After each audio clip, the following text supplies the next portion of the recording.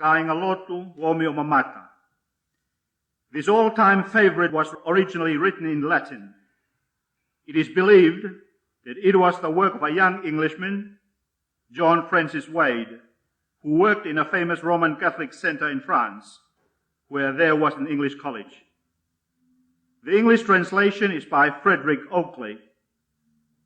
This has been, probably for 2 centuries, the most widely sung of Christmas hymns in Latin or English.